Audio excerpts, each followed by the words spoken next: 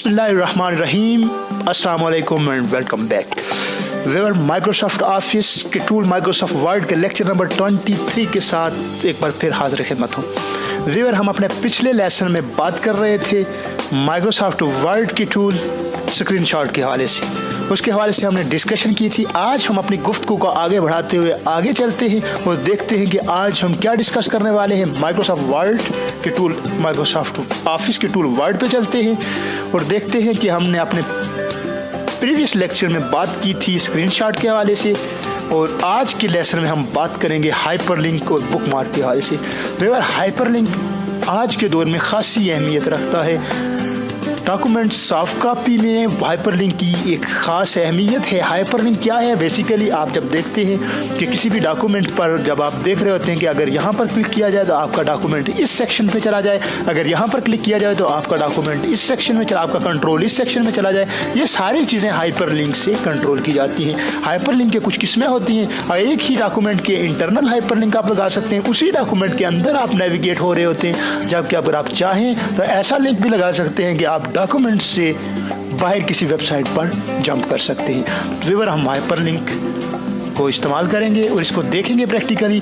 Viewer hyperlink लगाने के लिए ज़रूरी है सबसे पहले जो टेक्स्ट है उसको सिलेक्ट कीजिए। आप सिलेक्ट करने के बाद आप अपने इंसर्ट मेन्यू में से हाइपरलिंक पर आएँ, ये इसके बाद हाइपरलिंक पर क्लिक करें, क्लिक कीजिए। हाइपरलिंक की मुख्तलिफ किस्में हैं। सबसे पहले मैं हाइपरलिंक उस किस्म को डिस्कस करूंगा जो एक पेज से इंटरनेट पर जंप करने वाला हाइपरलिंक है। इसके लिए ज़रूरी है कि आप के पास एक ख़ास एड्रेस हो, एक URL हो जिस पर आपका पेज नेविगेट करके जाए। यानी जब इस पर क्लिक किया जाए तो आप उस लिंक पर चले जाएँ, उस एड्रेस पर चले जाएँ। तो मैंने सबसे पहले यहाँ से एग्जिटिंग फाइल और वेब पेज को सिलेक्ट किया और उसके बाद यहाँ पर मैं एड्रेस देने वाला हूँ, इसका मैं एड्रेस देने वाला हूँ किसी वेबसाइट का। मैं यूनिवर्सिटी ऑफ पूंछ की वेबसाइट का एड्रेस दे देता हूँ, जो एड्रेस कुछ इस तरह से है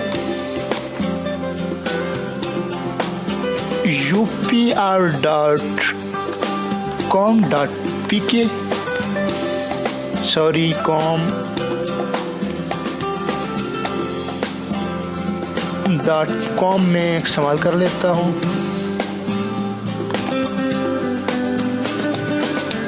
और PK भी इस्तेमाल कर लेता हूँ और ओके करता हूँ। तो अगर आप देख सकते हैं जब मैंने इस पर लिंक इम्प्लीमेंट किया तो आप इसका कलर चेंज हो गया और उसके बाद जब आप इस पर कर्सर लेकर जाते हैं तो आप देख सकते हैं ये आपको इंस्ट्रक्शन दे रहा है control plus click to follow this link. यानी आप कंट्रोल और क्लिक करेंगे माउस के साथ तो आपका ये लिंक फॉलो होगा।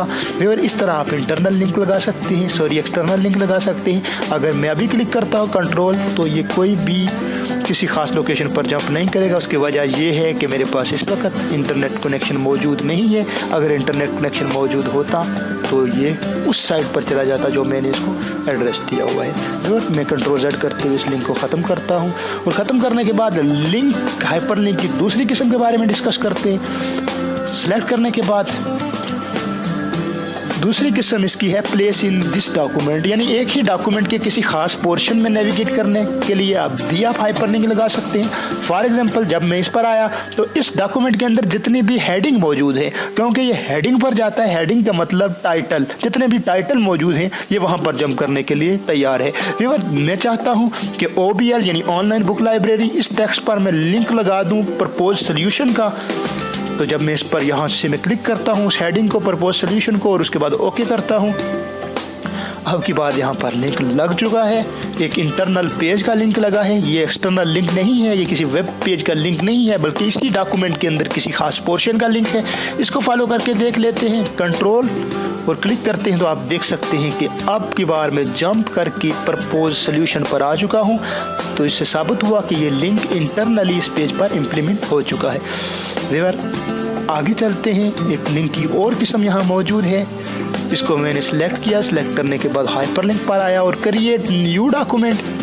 आप ऐसा भी कर सकते हैं कि एक अलग से फाइल आपने बनाई हुई है जो आपके सिस्टम के अंदर मौजूद है, यहाँ से उसको भी लिंक दे सकते हैं। लेकिन इससे ज़्यादा अहम ईमेल लिंकिंग है, ईमेल का एड्रेस का लिंक है। फॉर एग्जांपल आपका टेक्स्ट मौजूद है कि हमें आपने लिखा हुआ है कि ईमेल अस, उस पर आप डॉक्यूमेंट के अंदर इस तरह का लिंक लगा सकते हैं कि जब यूज़र उस पर क्लिक करे तो डायरेक्ट आपके एड्रेस पर ईमेल आ जाए। व्यूअर, मैं ये टेक्स्ट लिख लेता हूँ किसी एक जगह पर, और फिर बेहतर तरीके से ये चीज़ आपको समझ आ सकती है। व्यूअर, फॉर एग्जांपल मैं यहाँ पर टेक्स्ट लिख देता हूँ।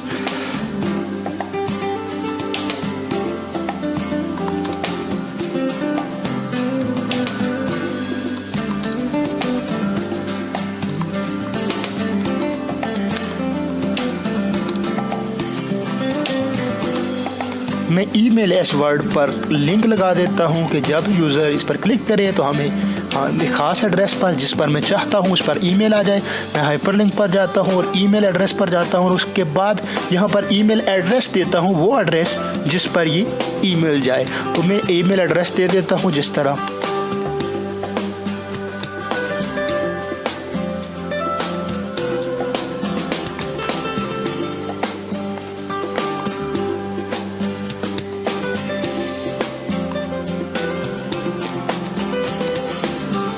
ये मैंने एक ईमेल एड्रेस दिया है इसको। अब देखिए, इससे पहले इसने खुद बाय डिफ़ॉल्ट एक टेक्स्ट की एडिशन की है, इजाफा किया है।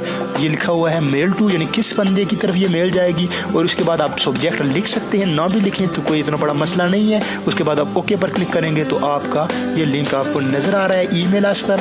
जब यहाँ पर जाएंगे और आप क्लिक करेंगे, कंट्रोल और क्लिक करेंगे तो आपका ईमेल उस शख्स की तरफ मुंतकिल हो जाएगी जो ईमेल आप भेजना चाह रहे हैं। उसका मेल बॉक्स खुलेगा, बाय डिफ़ॉल्ट इसके साथ आउटलुक अपीयर होगा, ओपन होगा, और उससे आप उस शख्स को ईमेल भेज सकते हैं। तो व्यूअर, इस तरह हमने देखा आज लिंकिंग के हवाले से, लिंक के हवाले से कि किस तरह हम लिंक लगा सकते हैं। सबसे पहले हमने डिस्कशन की किसी वेबसाइट पर हम किस तरह लिंक लगा सकते हैं। उसके बाद हमने डिस्कशन की कि पेज के अंदर, डॉक्यूमेंट के अंदर किसी पोर्शन पर किस तरह लिंक लगा सकते हैं।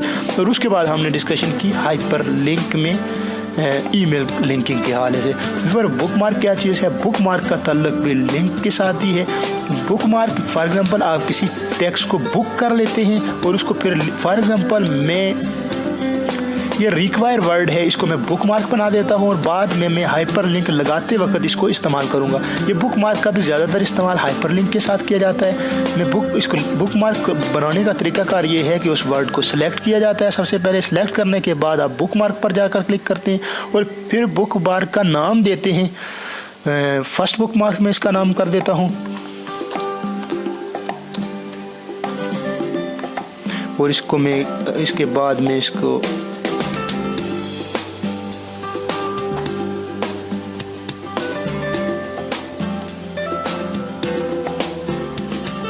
मैं ऐड कर लेता हूँ क्लिक करके, टेक्स्ट को सिलेक्ट करके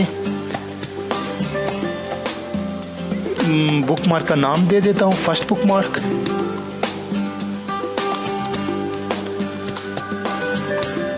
वो शायद डिजिट से शुरू हो रहा था, सॉरी बुकमार्क के लिए ज़रूरी है कि आपका टेक्स्ट एक ही वर्ड पर मुश्तमिल हो। एक से ज़्यादा वर्ड पर मुश्तमिल होगा अगर, तो आप देखेंगे कि ये ऐड का ऑप्शन आपका डिसअपीयर हो जाएगा। तो इसलिए आपका बुकमार्क एक वर्ड पर मुश्तमिल होना चाहिए। मैं इस पर फर्स्ट लिख देता हूँ और ऐड कर लेता हूँ। अब आपका रिक्वायर पर एक बुकमार्क बन चुका है। अब जब भी मैं हाइपरलिंक लगाना चाहूँगा तो अब देखिएगा कि आप फॉर एग्जांपल मैं इस टेक्स्ट पर हाइपरलिंक लगाना चाह रहा हूँ, तो जिसको मैंने क्लिक किया और क्लिक करने के बाद हाइपरलिंक पर क्लिक किया और दिस पेज पर जब मैं क्लिक करता हूँ तो आप देख रहे हैं कि बुकमार्क के अंदर इजाफा हो चुका है फर्स्ट का। ये एक मैंने बुकमार्क बनाया है। अब मैं चाहता हूँ जब इस टेक्स्ट पर क्लिक हो तो आपका कंट्रोल जंप कर जाए फर्स्ट जो बुकमार्क है इस टेक्स्ट पर, तो इस तरह ये काम कर सकते हैं। अब देखें जब मैं इस पर क्लिक करूँगा, कंट्रोल और क्लिक करूँगा, तो आप देख सकते हैं कि आप रिक्वायरमेंट पर जंप करके आ गए हैं क्योंकि मैंने रिक्वायरमेंट को बुकमार्क बनाया था। तो इस तरह बुकमार्क काम करता है। व्यूअर, यहाँ ये दो बहुत अहम चीज़ें थी जो हमने डिस्कशन की। हाइपरलिंक और बुकमार्क के हवाले से क्रॉस रेफरेंस भी इस्तेमाल की जाती है। इंशाल्लाह अगले लेक्चर में उस पर भी रोशनी डालेंगे। व्यूअर, वक़्त करूँगा कि आज के सबक की आपको समझ आई होगी। अगर किसी तरह का कोई क्वेश्चन है, किसी तरह की कोई कन्फ्यूजन है, तो आप उस कन्फ्यूजन को दूर करने के लिए हमसे रब्ता कर सकते हैं। www.jkacademy.net साइट को विज़िट कीजिए, अपने आराज़ से आगाह कीजिए, या हमारा फेसबुक पेज विज़िट कीजिए। अपना बहुत सारा ख्याल रखिएगा, दुआ में याद रखिएगा। अल्लाह हाफिज़।